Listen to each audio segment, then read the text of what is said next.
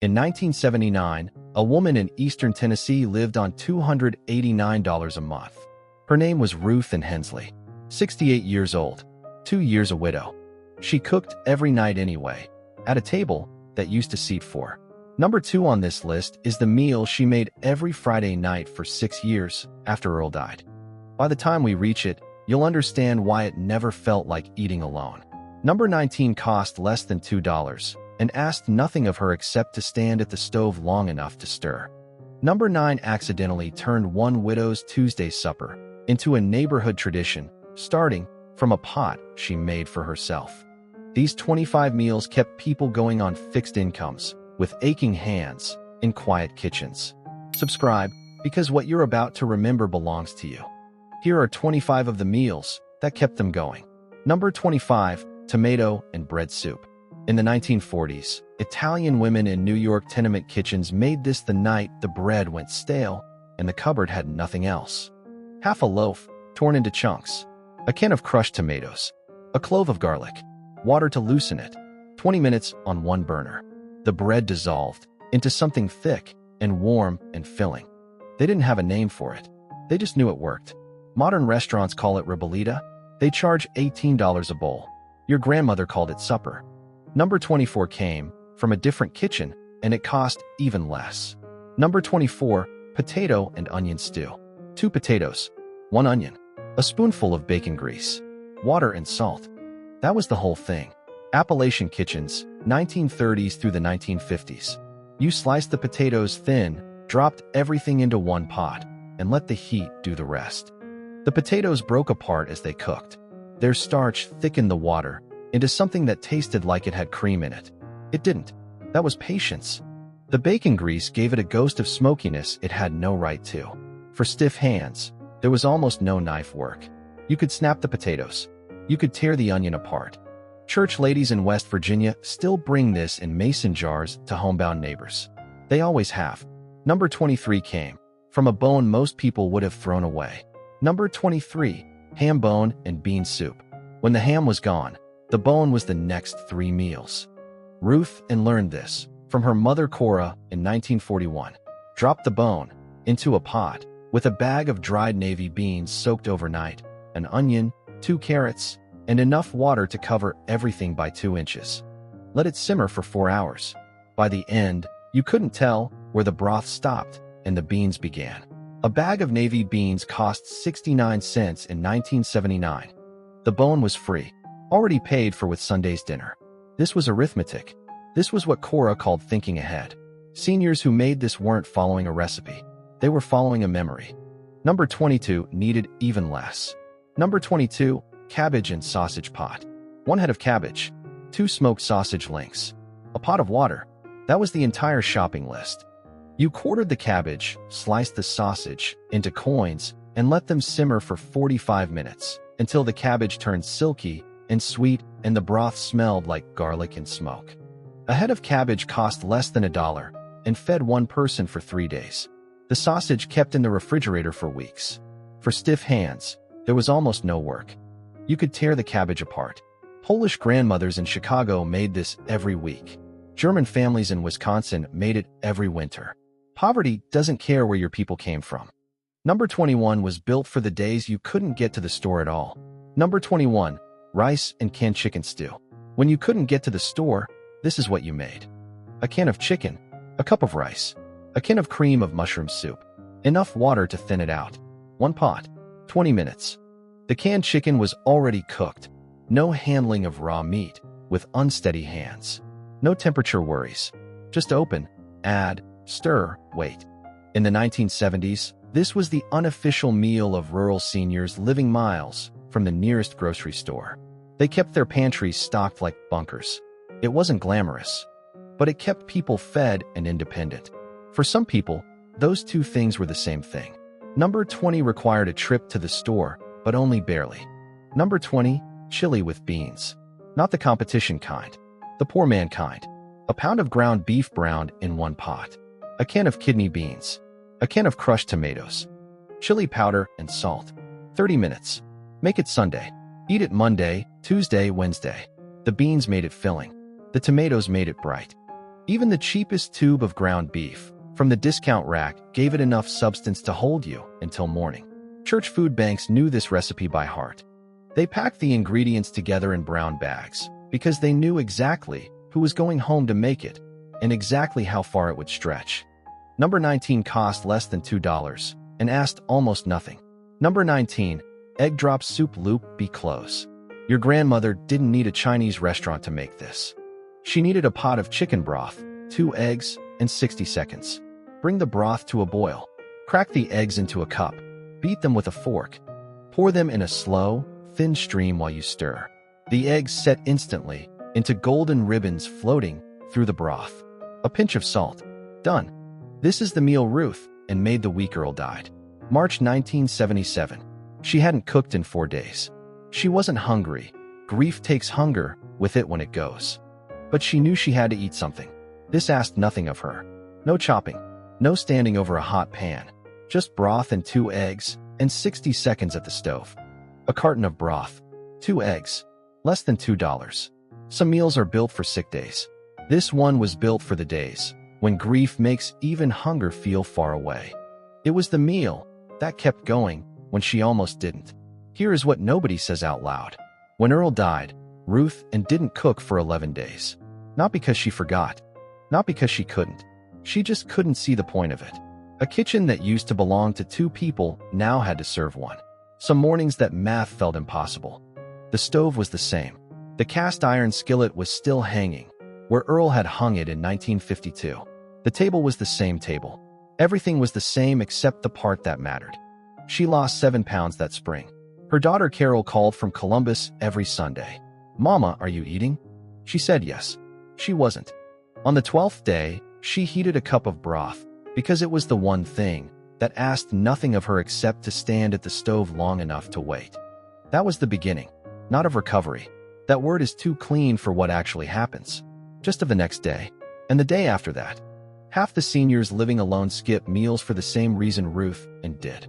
Not hunger, not forgetting. Because cooking for one can feel like a reminder of everything that used to fill the room. These meals were built for that silence. Not because they were exciting, because they were possible. Grief is not the same as giving up. Ruth had not given up. Number 18 cost less than $1.50. Number 18, macaroni and stewed tomatoes. 2 cups of elbow macaroni. 1 can of stewed tomatoes. A pat of butter. Salt. Cook the macaroni, drain it, put it back in the same pot. Add the tomatoes straight from the can. A knob of butter to bring it together. 3 minutes on low. The tomatoes broke down into a sweet, bright sauce that clung to every noodle. No meat, no cheese, no measuring. The whole pot cost less than $1.50 in 1975. Families across the Midwest ate this from the Depression straight through into the 1980s. It asked nothing of the cook and gave back more than it had any reason to. Some still make it today. The simplest things tend to last the longest. Number 17 was written on an index card and tucked into a daughter's recipe box the day she left home. Number 17, lentil and carrot stew. A cup of dried lentils. 2 carrots. 1 onion. A pot of water. Lentils didn't need soaking. 30 minutes and they broke down into a thick, earthy stew that stuck to your ribs for hours. Depression-era mothers wrote this on index cards and pressed them into their daughters' hands when they married and left home. No instruction beyond the recipe. None was needed. Nutritionists now call lentils a superfood, packed with protein, iron, and fiber. Seniors who ate them 3 nights a week, without knowing any of, that were doing better than people spending 5 times as much on supplements. Her mother just called it Tuesday. Number 16 was already waiting on the shelf whenever you needed it. Number 16, corn chowder. A can of creamed corn. A can of whole kernel corn. 1 diced potato. A cup of milk. Simmer the potato until soft. Add both cans and the milk. Let it thicken. The creamed corn did its own thickening. No roux, no technique, no chance of lumps. Golden and sweet. 1 pot. 20 minutes. Midwest farm wives made this when the freezer was empty and the garden was done for the season. Canned corn kept for years on the shelf. This meal waited for you until you needed it. Some things are built that way. Built for patience. Built for the days when you didn't know you were going to need them until you did. Number 15 was a Wednesday night lifeline across the entire South. Number 15, black-eyed pea stew. In the South, black-eyed peas weren't just New Year's luck. They were a Wednesday night lifeline. A bag of dried black-eyed peas simmered, with a ham hock, an onion, and a can of diced tomatoes, until everything melted into a thick, smoky, slightly tangy stew. The ham hock was the cheapest cut at the butcher counter, less than $1 a pound. Its whole purpose was to give flavor to beans, and it did that better than anything else in the store. Seniors in Alabama, Mississippi, and Georgia made this on the first of the month when the check came in. One pot fed one person for 4 or 5 days. Served over rice, it stretched further still. This was not cuisine. This was engineering. Number 14 wore a borrowed name and didn't mind. Number 14, one pot beef and macaroni. 1 pound of ground beef. 1 box of elbow macaroni. 1 can of tomato sauce. 1 pot. Brown the beef. Add the macaroni and the sauce, and enough water to cook the pasta right in the same pot. 15 minutes. In the 1960s and 1970s, most American households called this goulash, though it bore no resemblance to the Hungarian original. It was American poverty food wearing a borrowed name. It didn't care. The genius was in the leftovers. The sauce soaked into the noodles overnight. Day 2 tasted better than day 1. For a person eating alone, a meal that improved by sitting in the refrigerator was not a convenience. It was a small mercy. Here is something worth saying out loud. In October 1978, Carol called from Columbus. "Mama, come stay with us. We've got the room. James thinks so too." Ruth was quiet for a moment. Then she said she'd think about it. She never did. Not because she was stubborn. Not because she didn't love Carol. But because she understood something her daughter didn't. Yet, that independence isn't only about getting dressed in the morning or driving yourself to the doctor. It's about being able to feed yourself. As long as Ruth could stand at that stove and put something together from what was in the cupboard, dried beans, a ham bone, a can of tomatoes, she was not a woman who needed saving. She was a woman who knew how to live. The meals on this list weren't just food. For women like Ruth, and they were proof. Proof that she could manage. Proof that the kitchen was still hers. Proof that she was still the one in charge of her own life. The seniors who kept making these meals weren't holding onto the past. They were holding onto themselves. She told Carol she'd think about it. Number 13 arrived on Ruth's porch 3 weeks after Earl died. Number 13, chicken and dumplings. This is the meal Southern grandmothers brought to doorsteps when someone was grieving. They didn't call first. They just showed up with a covered pot, still warm. 3 weeks after Earl died, Ruth found one on her porch. She didn't know which neighbor had left it. She brought it inside, set one bowl, and sat down at the table. The dumplings were soft and thick, biscuit dough dropped by the spoonful into simmering broth, puffed up and pillowy. The chicken had been going since morning. The broth was deep. She ate it alone and didn't feel alone. That's what chicken and dumplings were built for. The specific comfort of a full stomach in a quiet house. Every time you reheated a bowl, the kitchen smelled like someone still cared enough to cook for you. For a senior on a fixed income, a whole batch cost less than $3 and lasted nearly a week. Number 12 was a meal, so forgiving it turned inattention into lunch. Number 12, split pea soup. A bag of split peas. A leftover ham bone. 1 carrot. Water. Nothing else. An hour of simmering, and the peas dissolved into a thick green porridge. The ham bone gave up every last trace of smoke it had. In the 1950s, this was standard cafeteria food across America. Hospitals served it. Military mess halls served it. Senior centers served it because it was cheap, nutritious, and almost impossible to ruin. You could walk away from the stove.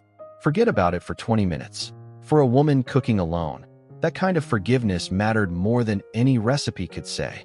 Number 11 broke the one-pot rule slightly, but only barely. Number 11, canned salmon patties in gravy. A can of salmon, 2 crackers, crushed, 1 egg, a little onion. Mash it together. Shape it into patties. Fry them in a skillet until golden.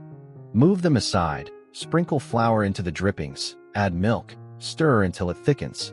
Gravy made in the same pan. Everything back together, covered, 5 minutes. Done. A can of salmon cost less than $2. 2 patties and gravy fed one person for 2 full meals. The soft bones in canned salmon were the bonus, pure calcium. Doctors now recommend it specifically for seniors concerned about bone density. Your grandmother didn't know the science. She just knew it held together in the pan. That was enough. Number 10 has been on the same menu since 1903. Number 10, navy bean soup. No bone required. A bag of dried navy beans. 1 onion. 2 stalks of celery. Salt. Simmer for 2 hours. The beans burst open, and their starch thickened the broth into a creamy white soup that tasted more complex than 4 ingredients had any right to produce. The United States Senate cafeteria has served navy bean soup every single day since 1903. Every senator who ever grew up poor recognized it the moment it hit the table. Not as a meal, as home. A 2-pound bag of dried navy beans cost $1.50 in 1979 and made enough soup to last a full week. Some things cost almost nothing and give back everything. Number 9 started as one woman's Tuesday supper and became something else entirely. Number 9, tuna noodle pot loop, see close. 1 can of tuna, a handful of egg noodles, 1 can of cream of mushroom soup, frozen peas if you had them. Everything into one pot. 12 minutes. In Omaha, Nebraska, a woman named Margie made this for herself every Tuesday night in 1971. She started adding crushed potato chips on top when she served it, just for the crunch. She said it was the only thing that made it feel like a real dinner and not just surviving. Her neighbor smelled it through the wall one evening, knocked to ask what she was making. The next Tuesday, the neighbor brought her bowl. The Tuesday after that, she brought a friend. By December, Tuesday supper at Margie's had 6 regulars. 1 pot. One woman who just wanted to feel like she was eating something worth sitting down for. It accidentally cured loneliness. Here is something nobody says out loud about eating alone. There's a difference between setting 2 places out of habit and setting one on purpose. Ruth knew that difference by the summer of 1979. For the first year, after Earl died, she set 2 places every night without thinking. And then she'd catch herself. 1 fork too many, 1 glass she hadn't meant to put out, and the whole evening would collapse into that small, specific grief. Then one morning in July, she set 1 place. Not out of forgetting. Not because she'd accepted something, but because she decided she was worth a proper place setting. 1 bowl, 1 spoon, 1 folded napkin. For herself. On purpose. That is not a small thing. Seniors who eat at a proper table. A set table, not the counter, not the couch. Eat more, eat better, and stay independent longer. Not sentiment. That's what the research shows. But Ruth didn't know the research. She just knew she was worth the trouble of sitting down. And she sat down. 1 place. 1 bowl. 1 woman who decided she was still worth the trouble of cooking. That's not loneliness. That's living. Number 8 was the meal built for the mornings, when even chewing felt like too much. Number 8, potato soup. 5 potatoes. 1 onion. Butter.